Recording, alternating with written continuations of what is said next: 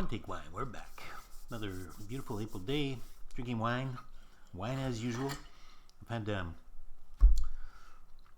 this wine, I'm going to discuss a particular wine that I am drinking as usual with this note, but I just thought I would also very quickly recap what's been happening in the last couple of weeks, because some of the wines there have been pretty intense, and I couldn't really do notes on those because they were with other people in tasting settings. So for instance, some of the highlights I would say have been the 08 Bollinger Grand Année, the 91 London from Gigal. Yeah. I forget what vintage I think it's 07 Labels from Sine Qua Non. The 09 La Turque, another Gigal wine. There was some Jim Barry wines, and another, can't remember the name of the champagne, some crazy champagne that I'm going to get back to you on. I had another Cailleret, opened in 98 Cailleret from De Monty, Puligny Montrachet Cailleret De Monty, which was performing as usual. Yeah, I would say that those were some of the highlights. There were many more. There was two different tastings. One was a dinner, you could say, but it was the crazier of the two, and then one was a tasting, which was a formal sort of group, and everybody brings a bottle type thing. A really great group of people here in Sweden. There are these groups that are doing this all over the place, and it's pretty fascinating to watch. Actually, it's great. It's inspiring because it shows that the passion and the generosity. I think the prevalent generosity that comes with it is amazing. Really kind of opens your eyes. Yeah, we had a 91 Diamond Creek yesterday as well, which was amazing. We had an 86 L'Evangile, which was that was a bit of a roller coaster. It was up and down, but more ups than downs.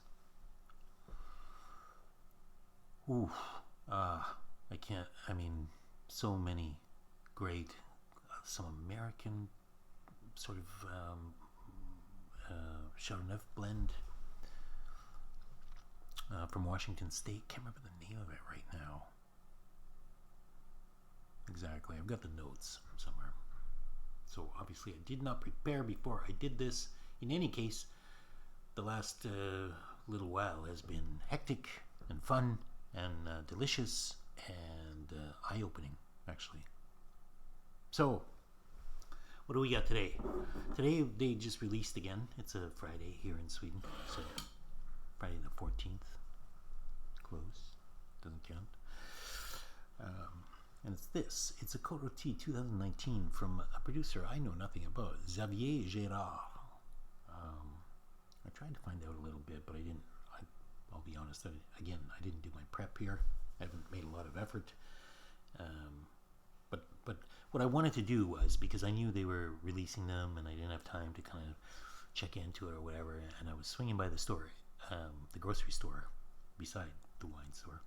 Anyway, to get some food, and then I was like, well, I'm going to be eating a steak. I'm going to be eating beef today and some asparagus and mushrooms, that kind of thing.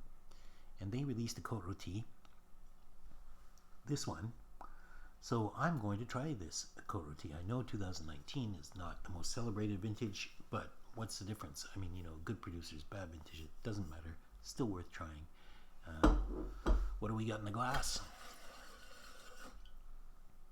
First of all, as you might expect, it's purple fruit, and on the nose, it's like it hasn't changed either. It's there used to be this grape bubble gum, double bubble or bubble trouble or something like that. I ate when I was a kid. You blow big bubbles with it because they were like sort of big chunks, and it came in a grape. There was a grape flavor, and that's what's on the nose. But it just drove me right back to my childhood. Yeah, it's very fruit a very fruit forward wine right now, but it does have the presence. It does have very much a good, lovely Côte presence. Even I would go so far as to say, I don't think it's going to be a blockbuster. I don't think it's a la la la from Gigal. I think what this is going to turn out to be is in a few years, that fruit is going to mute down a little bit because there's not a ton of wood. They haven't overdone the wood thing, which is nice. I know there's a temptation to do that, right? And I think it's really well judged. I think that they're letting the fruit express itself and shine. And if it wasn't as great a vintage as everybody's talking about, then maybe maybe it is a little gutsy to not to not hide inadequacies in the wine with wood. In any case, there's no inadequacy here. I say that because I think it has a really nice Rotie profile, a fruit forward one. I would say though, if I'm honest, and I'm not some super expert or anything, but if I would have had to guess blind or someone just told me it's Northern Rhone Syrah, I would have thought it was young Hermitage. I really would have. I know Hermitage can be bigger, especially when it's treated with wood, but there's also a fruit. There's some producers that do this really juicy round fruit style of Hermitage that shines, because it's kind of vibrant and energy like. And I find that here. I would have said Hermitage in other words, or Hermitage lookalike. I wouldn't have said Côte Rotie. I think it's the wood, or the lack of.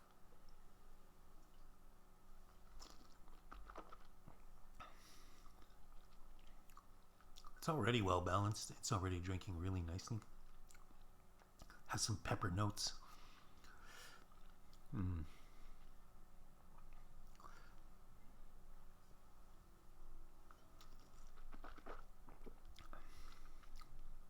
Lovely clean tannins.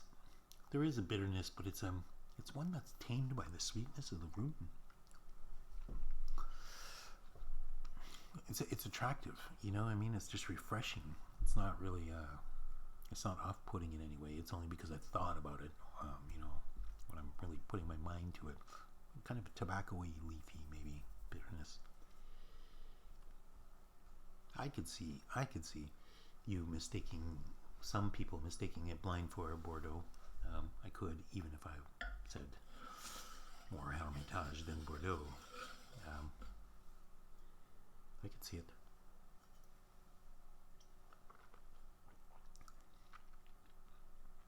Fascinating wine. I think there's a lovely elegance to it. It's not something where I kind of sit back and go, oh my god, I gotta run out and buy them all. But I would certainly buy it again. I really like it.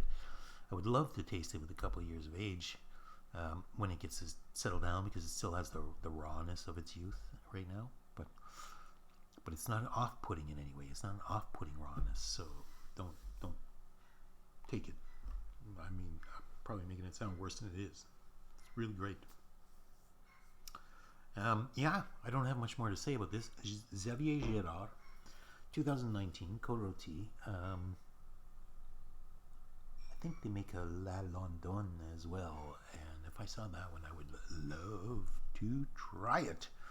But until then, there will be other wines, I think, tomorrow, and I will make sure you're the first to find out about them. Okay, see you then.